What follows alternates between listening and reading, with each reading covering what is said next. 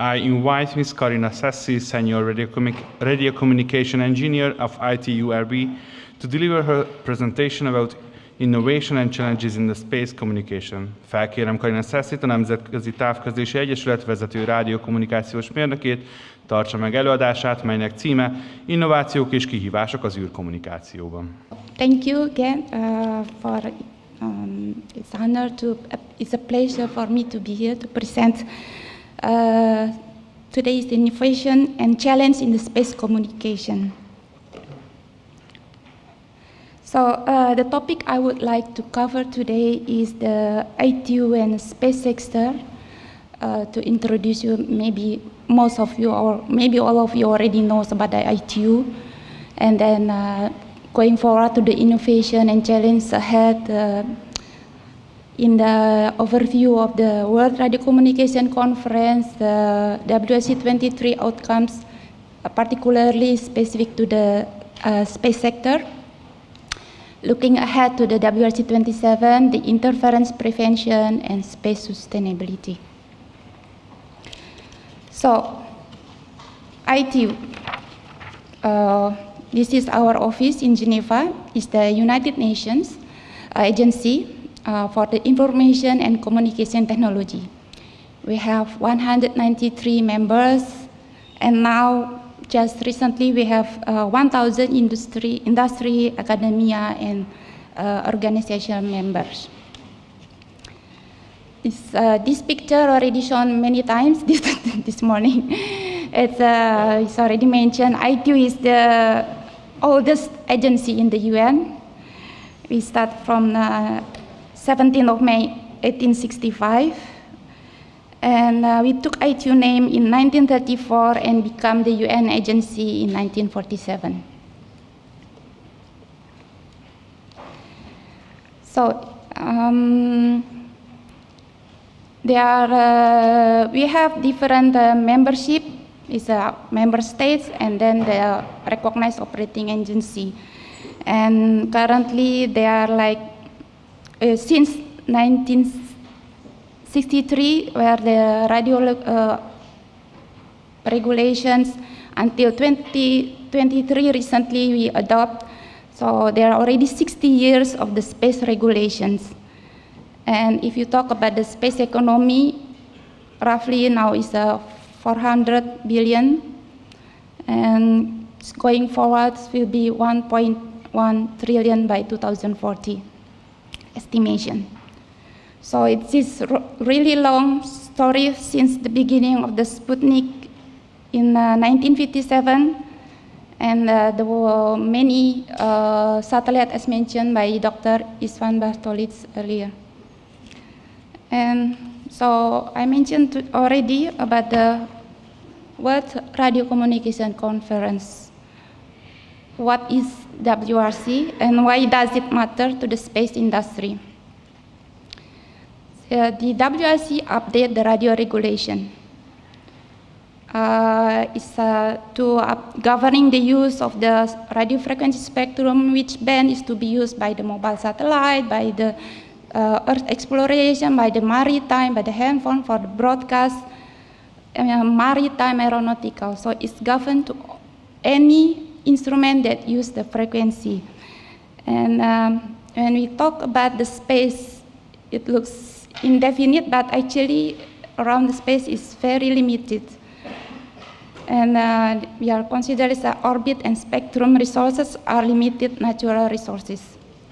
So how to ensure is to be used in rational, equitable, and efficient, and economical. This is regulated by the Radio Communication Service.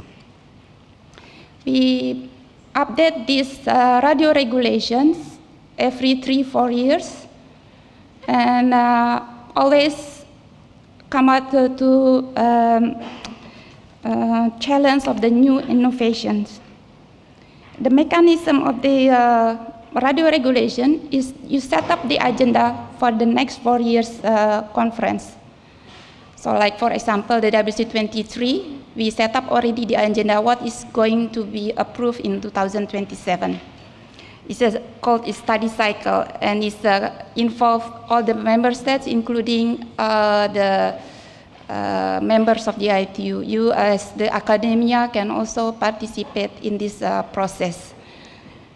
So it's leading to WSE in the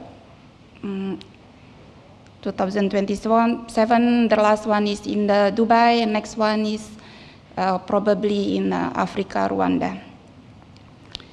And this one is some figures from the last WSE 23. It's the 4 weeks conference, full day from morning to night, including weekend, because we need to reach consensus how to use this frequency. It includes 3,900 participants. Women on 22% is gradually increasing, which we intend to keep increase, but particularly to create more leadership opportunity for the women underrepresented today. So we approved 43 new resolutions, revised 56 existing one, and suppressed the one that's no longer used. Before the WC 23, we have the radio assembly, which approved the recommendation that result of the study during the 4th cycle of the study, and then can be used for the decision of the WRC. And the last radio assembly actually come up with the one important resolution, which relates with the sustainable of the radio frequency spectrum and associated satellite orbit. Of course, with regard for the space satellites, there is another UN body, if you know, is a UN Corpus, UNOSA, where you register the space. So we recognize as ITU the mandate of the work of the Corpus and try not to duplicate the work already done by other organizations. Because for the UNOSA, it's a registration of the object itself, whereas for the ITU is the frequency. So what is the key outcomes of the WRC 23 related with the space sector? As already Dr. Isvan Batoris already cited, there are non-GSO, Starlink, Link, and there's a growing. We start already receiving the huge numbers of the filings of this non-GSO starting end of 2014. Like suddenly we've received filing of 72,000 satellite non-GSO. The most impressive one we received, one country submit 323,000 satellites non-GSO. You cannot imagine how it will cover the Earth. So with the increasing number of this non-GSO, the WC 23 discussed about we have to decision what is registered in the ITU need to be reflect what is really actual in the space. When sometimes for example, there is a difference what is submitted to the ITU and it is really launched. So there in the WC 23 we discussed about the tolerance, transparency. When there is a difference of the inclination, the altitude, apogee, perigee, and the argument of perigee, then how many days? 90 days when there is the difference, which is quite normal, then this is acceptable in the ITU. But when it is after that there's more, and then you need to register again to the ITU, the modification of the orbital parameters. And when you submit the filing non-GSO to the ITU, like 72,000 or SpaceX 12,000, how many they really launched? We call it brought into use. So this have to be submitted to the ITU, the information. Normally, we give 7 years And then because of the huge number of the satellite, we give like a milestone. And this changed since 2019 and 2023, how the administration submit the numbers of the satellite really launched in the satellite. Another key agreements for the non-geostationary satellite system is the growing needs of the inter-satellite links between space to space in the GSO, non-GSO, non-GSO to non-GSO. So there's, and also in the regulatory to prepare for this kind of this service. So the WC23 decide for the adoption of the provision for the 17, 18 gigahertz and 27 to 30 gigahertz. This made facilitate the real-time, almost near real-time transferring data. And there is a growing need when you, for example, you travel with the airplanes, you want to use your handphone, or you want to still connect it with the grounds. So there is a growing number of these needs in the aeronautical and the maritime. And so in the WC23, we decide for this in the KA band. Of course, when you decide something, you need to aware what is the existing in order not to harmful interference to the existing service. So that's why there's a protection of the GSO, and there is a PFD limit, we call it a PFD limit, and then to protect what is the existing. And we have also the decision on the equitable access, because many players in the satellite may be only few, whereas developed countries or in the different region, they don't have access to these resources. So they want, like, it's not equal, but it's equitable. So it's like they want to have the access.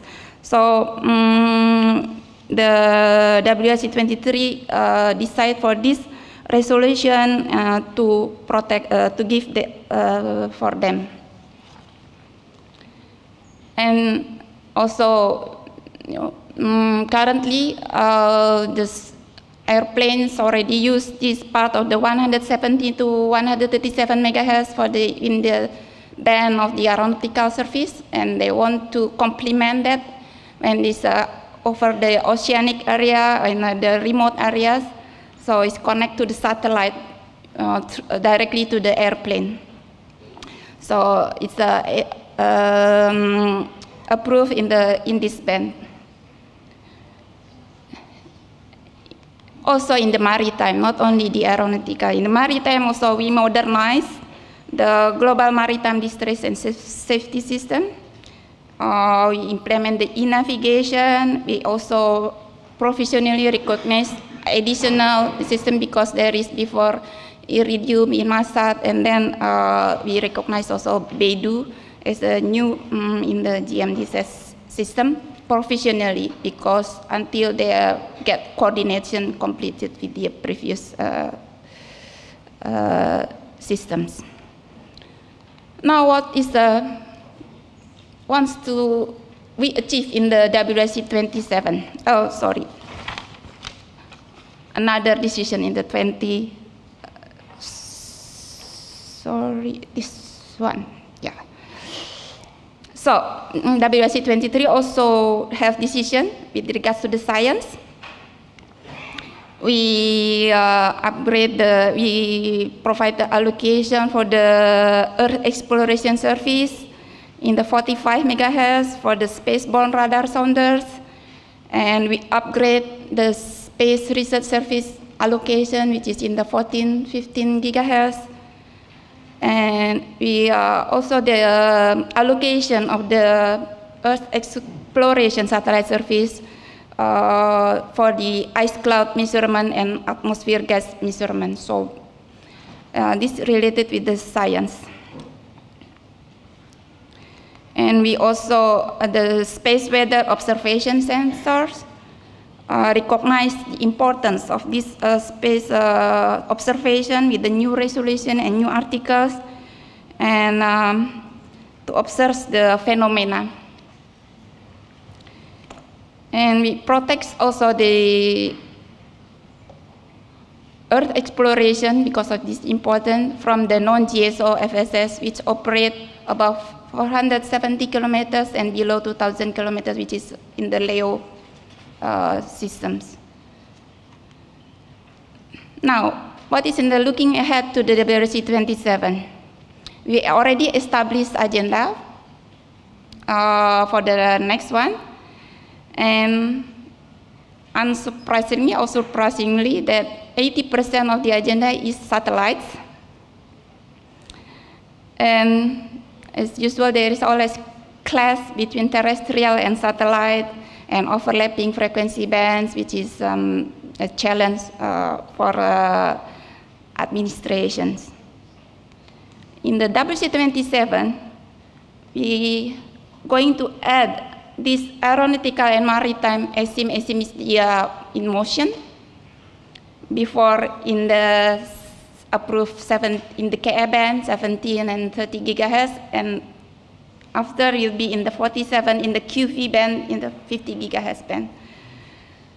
So, and then also you want to uplink FSS station. Currently in the regulation in the QV band is minimum 1.2 meters, whereas many VSAT maybe is less than 1.2, 60 centimeters, even less.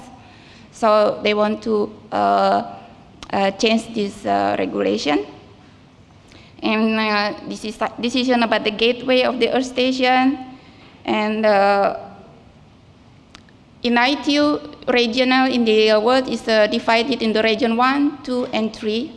And sometimes region 2, which is in the America, or in region 1 in the Europe is ahead. And region 3 in the Asia is lag behind. So 17.3 to 17.7 gigahertz already allocated in the region 1 and 2. So in the region 3, they want to have the same to harmonize the frequency band. And the NGSO station, because of the numbers, and then there is a worriedness, some scared. Radio astronomy people maybe also give questions. So this consider regulatory limit to the unauthorized use of the non-GSO stations. And we discussed also about the equitable access in the 40 and 50 gigahertz for this next agenda. And not only the fixed satellite and broadcasting, we also in the mobile satellite service.